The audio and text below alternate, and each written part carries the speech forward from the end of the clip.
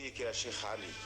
قل لي، الجامع سليم؟ سليم بفضل الله وبفضل رعايتكم. يعني مفيش حاجة مخلة فيه؟ ابدا مفيش، ده يعيش 2000 سنة كمان من غير ما يحصل له حاجة. عظيم عظيم. والفوانيس اللي عندك كاملة؟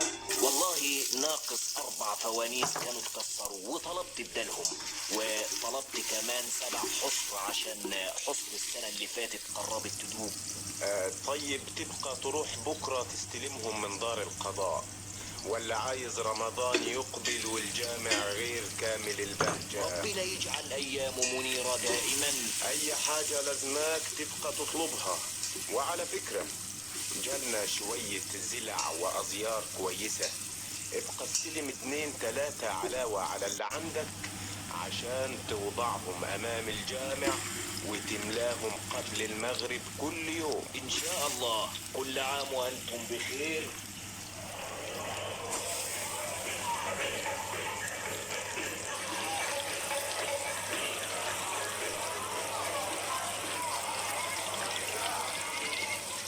وبالشكل ده يفضل قاضي القضاة يتنقل من جامع لجامع لحد ما يطمئن على استعداد جوامع مصر كلها لاستقبال ليالي شهر رمضان.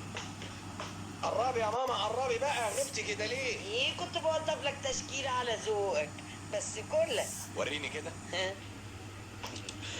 طيب يا أخي اعزم، خلي نفسي تنفتح واحكي لك. هو انت ليك سنان يا شيخ عثمان؟ خليه هو ياكل واحنا نتفرج عليه. ايوه يا بابا. وبعد قاضي القضاة ما كان يلف على الجوامع كان بيحصل ايه؟ في نفس الوقت اللي كان قاضي القضاة يلف فيه على الجوامع، كان بيخرج من مصر جماعة من العلماء والمشايخ للتأكد من مشاهدة الرؤية. ويخرجوا على فين؟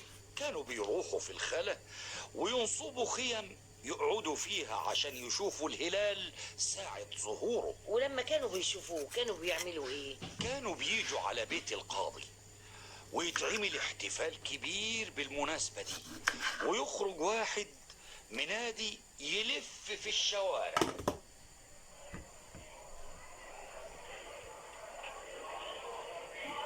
يا أمة خير الأنام، إن شاء الله بكرة صيام صيام صيام على ما حكم قاضي الإسلام. ثبت ان الصيام بكره يا عم عبده؟ أيوة يا حج ثبت. هم اسيادنا العلماء جم خلاص من الصحراء؟ جم بسلامة الله بعد ما شافوا الهلال بعينيهم. وكل سنة وانتم طيبين. صيام صيام على ما حكم قاضي الإسلام. ده اللي كان بيحصل قبل رمضان. اهو دلوقتي الراديو هو اللي بيقول لنا عن رؤية رمضان. ما هي الدنيا اتغيرت يا ماما. طب وايه بقى اللي كان بيحصل في رمضان يا بابا؟ اما في رمضان نفسه فما كانش في حد الا وبيحتفل بيه، يا سلام. من اكبر بيت لاصغر بيت. الكل يحتفل برمضان احسن واجمل احتفال. فمثلا في اول يوم من ايام رمضان كان بيروح للمسؤولين في البلد ولاولادهم وزوجاتهم وخدمهم هدايا قيمة.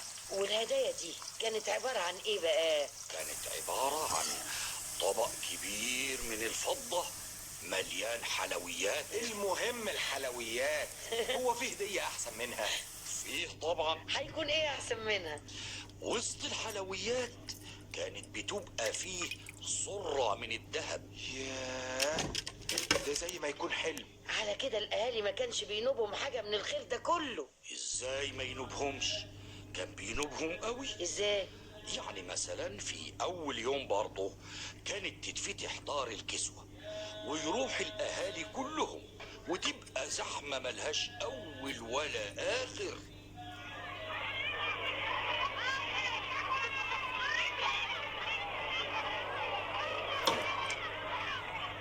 نعم وانت بخير يا سيدنا الشيخ، وانت بخير وسعادة. ربنا يعيد عليكم وعلينا بالسعادة والرخاء. اللي اقول يا سيدنا، هو صحيح قاضي القضاء هو اللي هيحضر النهارده لتوزيع العطايا؟ يا ريته هو اللي جاي، ده راجل طيب قوي وقلبه عمران بالتقوى. بس انت عارف ان الدار السنه دي مزحومه قوي، بعدين يرجع يتعب وهو راجل كبير. ما تخافش، القاضي يسعده انه يتعب من اجل اسعاد الفقراء اللي زينا. ربنا يخليه ويغنيه ويعز بيه الاسلام. امين يا رب العالمين. امين يا رب.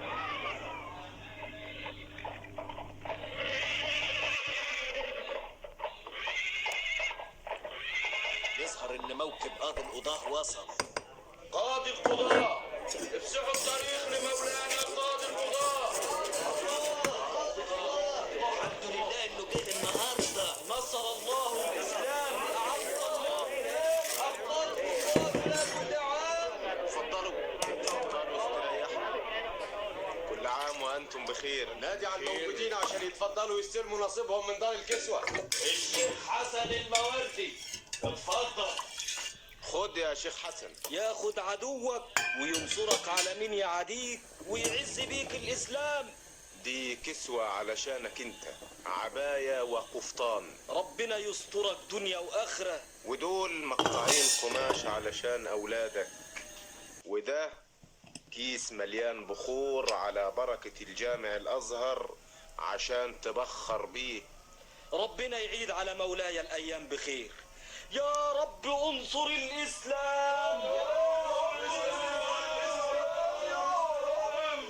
بالشكل ده كانت تتوزع الكساوي والأقمشة على التجار والفقراء والموظفين الموجودين لحد ما تخلص، وكل واحد ياخد نصيبه. والله دي حاجة عظيمة أوي. كانت الدنيا فيها بركة والناس في قلوبهم إيمان.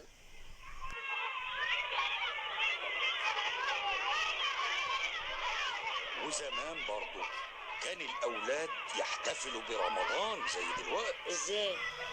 اللي كان بيحصل ان الاولاد الصغيرين ما يصدقوا رمضان يجي الا وكان كل طفل يمسك فانوس مولع في ايده عشان ينور السكه، لان زي ما انتم عارفين الشوارع كانت ضلمه، ويفضلوا يلفوا الشوارع وهم بيغنوا، ولما يروحوا لبيت واحد من الاغنياء.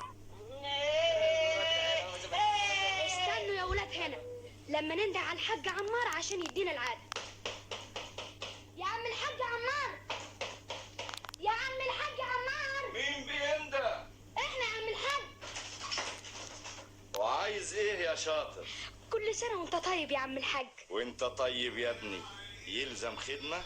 عايزين العادة، ربنا يعيد عليك الأيام بخير. طيب استنى. يا حسن، يا حسن. ايوه يا عم الحاج. هات